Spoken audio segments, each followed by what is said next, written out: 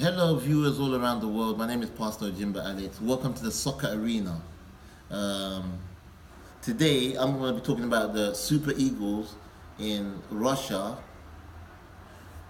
2018. Now, obviously, the World Cup is still going on, but I just have to bring up this subject today because, I mean, when it comes to Super Eagles, there's not really a lot I can say because we've all been watching it. But the reason why I titled the theme of this subject today, Nigeria were cheated out of the Russia 2018 World Cup, is because of how I felt as a fan.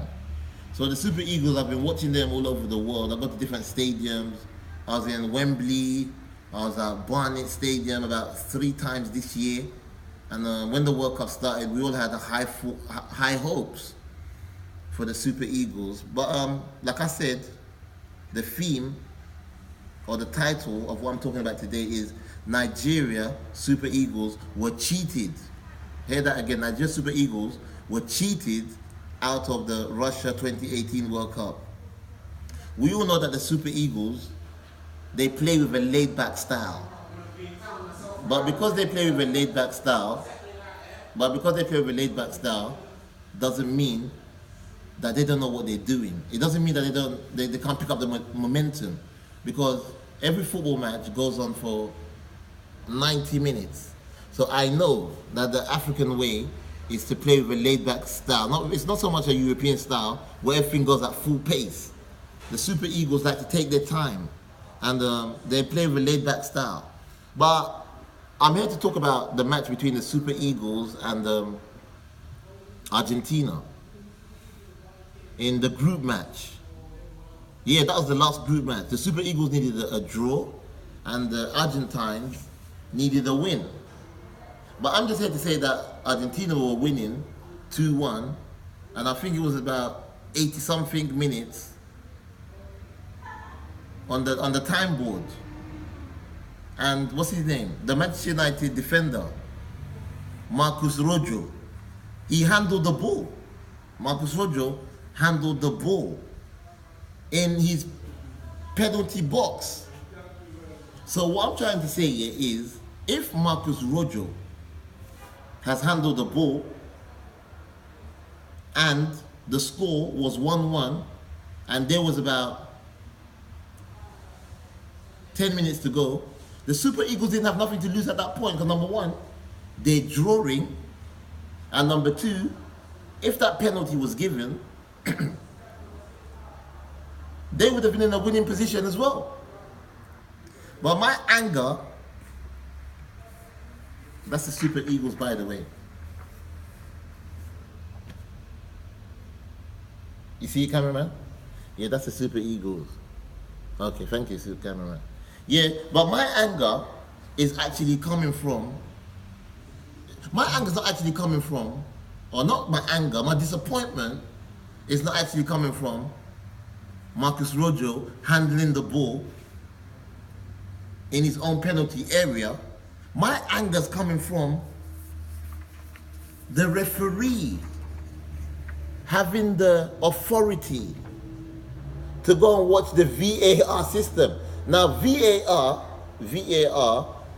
means video assistant referee. It means that the referee can go, like you're seeing it there, the referee can go into that machine and do a replay of that particular incident. So what I'm trying to say now is that when the referee went to the VAR system, because they brought in the VAR system for a reason, to cleanse these infringements. So what I'm saying is that when the referee went to the VAR system, the VAR system machine must have shown the referee Marcus Rojo handling the ball in his box here from 4 different angles.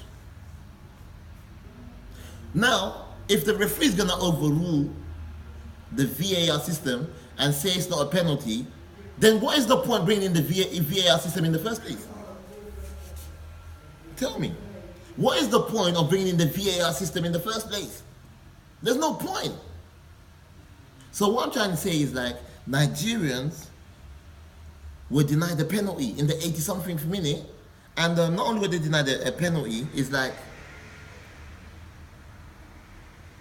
the referee didn't use the VAR machine in an appropriate way.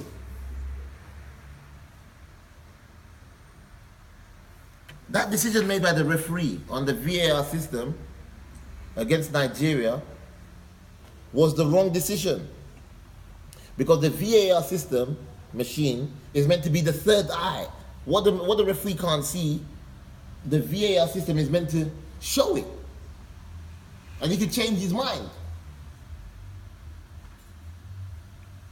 Because I know if that penalty was against Argentina, look, that's Argentina's fans all over the stadium. Because in that day when they played that match, there was no Nigerian fans there. Nigerian fans were like 2% in the stadium, But I believe Argentina's fans were like all over the place. It was at 98. So I could only hear the Argentinian fans singing. So I believe that the referee was intimidated on the day by the Argentine fans.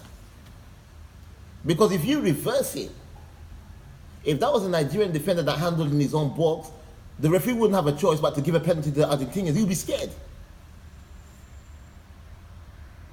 So that's why I named the title, Nigeria were cheated out of the Russia 2018 World Cup. Just like in the previous World Cup, this footballer called Matuidi, playing for France, and Nigeria was out playing France in the World Cup as well. France couldn't even touch the ball, and Matuidi got frustrated and he broke the Nigerian midfielder's leg. He crippled the man, and the referee didn't even do nothing. Not even a yellow card. So Nigerians have been hard done by in different World Cups. And I'm here to say to FIFA, listen, if you don't know how to use the VAR system, stop bringing it to the World Cup. This is a message to FIFA.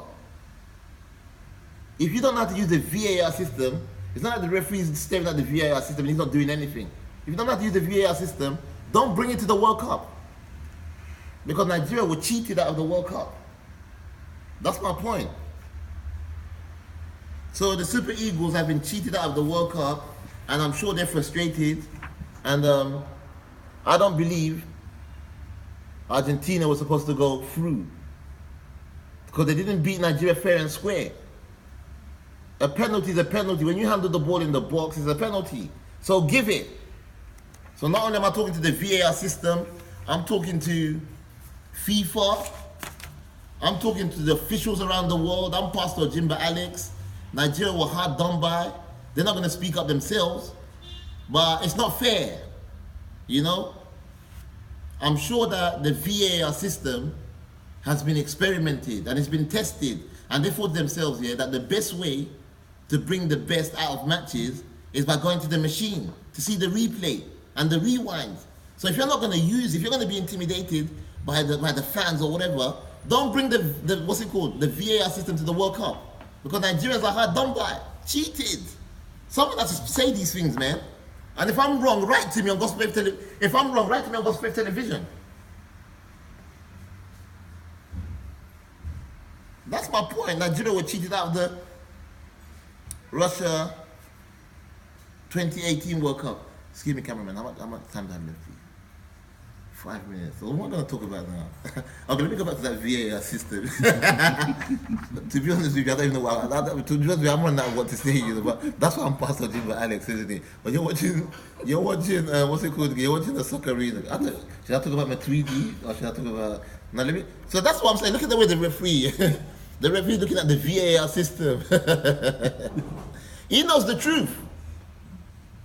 And the funny thing about that incident is that the Nigerian players, because I could see the captain, Mikel, they had to force this referee. They said, oh, you didn't see it, then go and see it. They pushed him, they said, no, go and see the VAR system. He didn't even want to go there. That's unfair, man. FIFA's called fair play. That was unfair play. Don't get me wrong, if Argentina beat Nigeria fair and square, then it's only a game. But I'm only talking about an incident that was overlooked, that shouldn't have been overlooked. You know, it's not fair. A lot of African teams go home because they have been treated in a fair way. You know, I just rest my case here. You've been watching, what's it called again? The Soccer Arena. And God bless you. I love you so much.